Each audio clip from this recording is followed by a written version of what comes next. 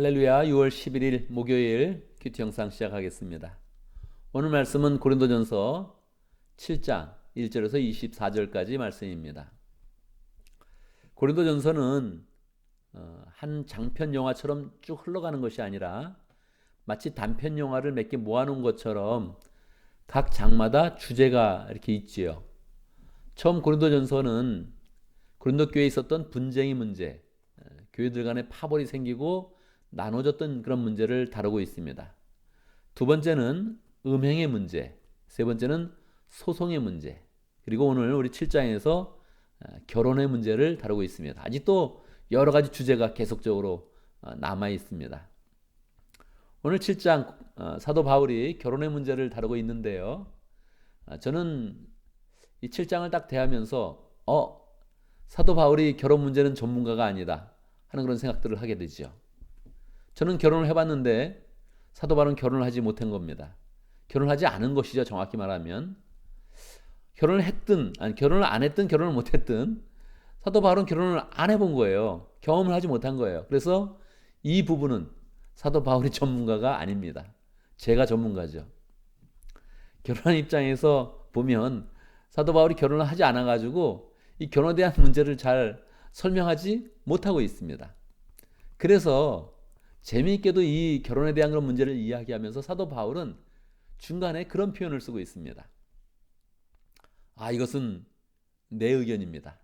그러다가 중요한 부분이 나오면 이것은 내 의견이 아니고 이것은 주님의 명령입니다. 그렇게 이야기를 하죠. 사도 바울의 개인적인 그런 의견은 무엇입니까? 결혼에 대해서 개인적인 그런 의견은 결혼하지 않는 것이 좋다. 이게 사도 바울의 그런 그 마음입니다. 사도 바울은 보통의 사람과는 다른 특별한 그런 열정이 있습니다. 하나님을 사랑하는 것과 주의 사명을 이루고자 하는 특별한 그런 열정이 있는 것이죠. 그러니까 사도 바울에게는 결혼하고 아기 낳고 뭐 교육을 시키고 뭐 삶을 살고 이런 게 중요하지 않은 거예요. 그의 인생 가운데 지금 급한 것은 복음의 사명을 이루는 것이죠. 빨리 사람들을 구원하는 것이죠. 그러니까 결혼하지 않고 나처럼 사는 것이 좋다. 이게 사도 바울의 마음입니다. 근데 워낙 결혼 생활을 너무너무 안 해봐가지고 전혀 안 해봐가지고 결혼에 대한 생각 자체가 조금 약한 것이죠. 결혼을 하지 않고 그냥 남자가 여자를 가까이 하지 않는 것이 좋다. 근데 만약 혹시 음행이 있으면 차라리 그냥 결혼하는 게 좋다. 그래서 결혼에 대한 그런 이유를 음행의 문제로 연결을 시킨 것입니다. 우리가 뭐 음행할까봐 결혼합니까? 그럴 수는 없는 것이죠. 사도 바울이 이것은 전혀 모르는 것입니다. 결혼 자체가 왜 해야 되는지, 또 결혼이 얼마나 필요한지, 하나님이 결혼을 얼마나 사랑하시는지 이걸 전혀 모르는 것이죠. 전 담대하게 이야기합니다. 사도 바울이 틀렸다, 잘 몰랐다, 그렇게 이야기합니다. 그런데 사도 바울이 이것을 계속 모르고 넘어가지는 않고 나중에 이제 에베소서를 기록할 때쯤 되면 결혼의 의미를 풍성하게 설명을 해줍니다. 근데 지금 이 시점에서는 사도 바울이 워낙 복음에 몰입되어 있고 워낙 그 열정을 모아가고 있기 때문에 결혼에 대해서는 음행의 문제 밖에는 설명을 하지 못하는 것입니다. 사도 바울이 이 부분은 전문가가 아니죠. 사도 바울의 이야기를 많이 들을 필요가 없습니다. 결혼은 해야 됩니다. 결혼을 하는 것이 하나님의 그 뜻입니다. 물론 특별한 그런 사명을 가진 사람은 결혼을 안 할 수 있죠. 사도 바울이 그러한 입장에서 이야기하는 것인데 6절에도 보면 이것은 내가 이렇게 말하는 것은 그렇게 해도 좋다는 뜻으로 말하는 것이지 명령으로 말하는 것이 아닙니다. 그랬잖아요. 7절에서 나는 모든 사람이 다 나와 같이 되기를 바랍니다. 이것은 본인의 의견인 것입니다. 그러나 결혼에 대해서 명확한 주님의 그런 명령이 있죠. 10절입니다. 결혼한 사람들에게 말합니다. 이것은 나의 말이 아니라 주님의 명령입니다. 아내는 남편과 헤어지지 말아야 합니다. 이것은 왜 이야기했습니까? 고린도 교회에서 사도 바울에게 물어본 것입니다. 1절이죠. 여러분이 적어보낸 문제를 두고 말하겠습니다. 고린도 교회에서 근로의 목장을 통해서 사도 바울에게 사람을 보내가지고 여러 가지를 물어본 거예요. 이거 답변해 주십시오. 문제가 심각합니다. 지금 교회가 지금 큰 공경에 빠졌습니다 하면서 문제를 물어본 것입니다. 근데 그 문제 중에 하나가 결혼 문제였던 거죠. 다른 문제는 너무 명확하고 너무 계시가 충만했는데 이 결혼 문제만큼은 개인 의견이 너무 많았던 거예요. 주의 계시를 받지 못한 것이죠. 그러나 계시를 받은 부분이 있다는 것입니다. 무엇입니까? 절대 헤어지지 말아라. 이것을 왜 물어봤냐면 이제 고린도 교회 교인들 중에 부부 중에 한 사람이 하나님을 믿게 되었을 때 한 사람이 믿지 않아서 이 신앙의 문제로 부부간의 갈등이 일어나는 것입니다. 아내가 먼저 믿었으면 남편이 믿지 않으니까 핍박을 하겠죠. 또 남편은 믿었는데 아내가 믿지 않은 경우도 종종 있기도 하겠죠. 그런 문제를 어떻게 해결하겠습니까? 헤어져야겠습니까? 이렇게 물어본 거죠. 사도 바울은 아니다. 헤어지지 말아라. 이렇게 답변해 주신 것입니다. 왜 그렇습니까? 이것은 주님의 명령인데 만약에 아내가 믿어서 아직 남편이 믿지 않았지만 아내를 통해서 남편이 믿을 수도 있고 자녀가 믿을 수도 있고 결국 가정 전체가 거룩해지는 것이니까 그 결혼관계를 잘 유지해서 그것도 또다시 복음을 전하는 그런 도구로 써라. 그렇게 하는 것이죠. 하여튼 헤어지지 않는 것은 주님의 명령이다. 이렇게 명확하게 이야기를 하고 있습니다. 그런데 헤어지지 않아서 결국 아내와 남편을 통해서 믿는 사람을 통해서 가정 전체가 거룩해지는 것이 하나님의 뜻이다. 그렇게 이야기하고 있습니다. 이 결혼 문제에 대해서는 좀 약했는데 결국은 다시 바울은 늘 하나님의 계시로 하나님이 주신 그런 영감으로 디벨롭을 시키죠. 그래서 17절에 가면 하나님이 주신 본문대로 살아라. 부르심을 받은 대로 살아라 하는 그런 내용으로 그렇게 디벨롭을 시킵니다. 부르심을 받는 대로 사는 것이 무엇입니까? 이것도 물은 것이죠. 만약 노예가 있는데 하나님을 믿게 되었으면 노예로 계속 살아야 됩니까? 자유인이 돼야 됩니까? 그럼 자유인이 있고 노예가 있는데 그 노예의 그런 상태는 부르심을 받을 때 어떤 것입니까? 이렇게 물어본 것이죠. 사도 바울은 부르심을 받은 그대로 자유인이라면 자유인으로 노예라면 노예대로 그대로 사는 것이다. 물론 노예가 자유인이 될 기회가 있다면 반드시 그것을 사용해서 자유인이 되도록 해라. 그렇지만 뭐 자유인이 된다고 자유인이라는 것은 로마 시민을 말합니다. 자유인이 된다고 또는 노예로 있다고 지금 그 복음을 믿는 그런 부분에 대해서는 전혀 영향을 끼치지 않는다는 거예요.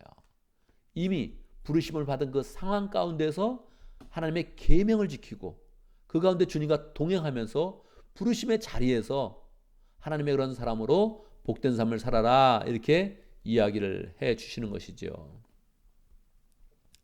그래서 이것은 우리의 그런 삶 가운데서도 나는 왜 이렇게 태어났을까? 내 달란트는 왜 이만큼일까? 나는 왜 이런 집에서 자랐을까?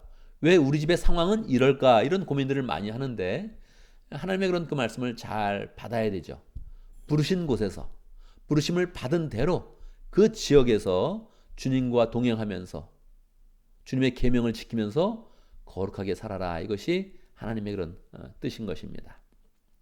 오늘 말씀은 결혼에 대한 그런 이야기로 시작을 했는데 결혼에 대한 그런 명확한 주님의 그런 뜻은 이혼하지 말아라. 무조건 헤어지지 말아라. 심지어는 불신자의 남편, 불신자의 부인이라 할지라도 절대 헤어지지 말아라. 이것이 주님의 명령으로 받은 것입니다. 어떻게 하라고요? 헤어지지 말고 본인이 하나님 앞에 거룩하게 되었으니 배우자도 거룩하게 만들어라. 이것이 주님의 뜻이라고 이야기했습니다. 오늘 말씀의 결론은 부르심을 받은 대로 살으라는 그런 내용이죠. 계명을 지키면서 주님과 동행해라 하는 그런 그 말씀입니다. 전반적으로 뜻이 나타나지는 않았지만 우리는 이 전체의 말씀 속에서 바울의 열정이 얼마나 큰지를 분명히 보게 됩니다. 사실은 결혼의 문제든지 직장의 문제든지 자기의 신분의 문제든지 바울에 대해서는 그것이 중요한 것이 아닙니다. 주님을 가장 사랑하고 주의 계명을 이루고 그 영혼 구원에서 사람들을 구원하는 일이 너무나 바울에게는 중요했던 것입니다. 그래서 우리가 보통 일반적으로 중요시 여기하는 취업이라든지 경제라든지 뭐 살림이라든지 이런 문제는 바울에게는 너무나 사소하게 느껴졌던 것입니다.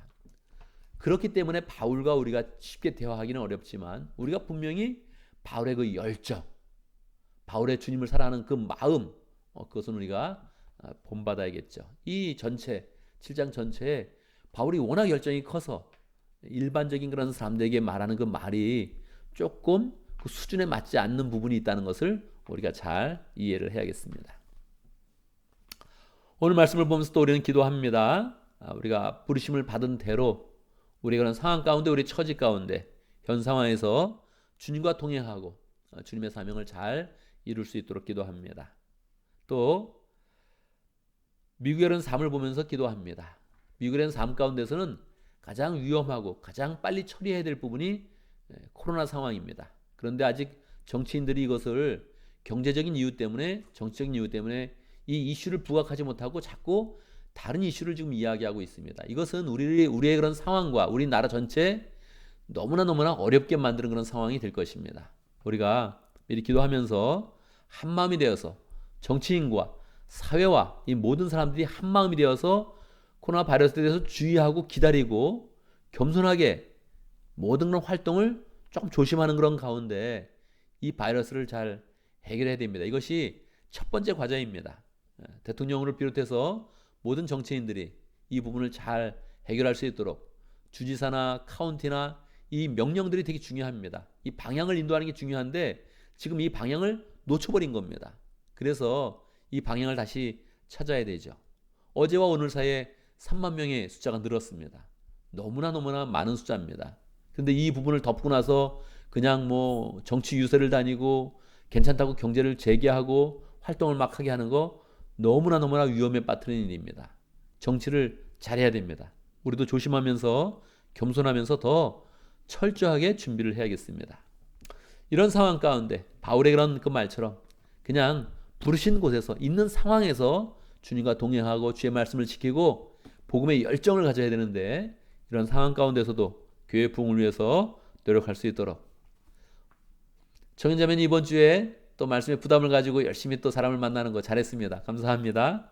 우리가 정말로 있는 곳에 사람도 만나고 또 영혼을 구원을 위해서 애쓰고 또 힘쓰면서 주님의 뜻을 잘 이루어야겠습니다. 함께 제가 먼저 대표로 기도하고 또 기도하는 시간 갖도록 하겠습니다. 기도합니다. 하나님, 우리를 불러주신 것 감사합니다. 우리의 처지가 어떠하든지 우리의 상황이 어떠하든지 주의 복음 가운데를 불러주시고 사랑으로 불러주셔서 우리를 구원하여 주신 것 감사합니다. 부르신 곳에서 우리가 있는 그런 처지에서 주님을 사랑하는 그런 가운데 복음의 열정을 갖는 그런 가운데 우리의 삶을 복되게 만들고 거룩하게 만들고 나뿐 아니라 내가 만나는 사람과 가정과 모든 그런 만나는 그런 사람들, 관계 맺는 사람들을 다 거룩하게 만들 수 있도록 인도하여 주시옵소서.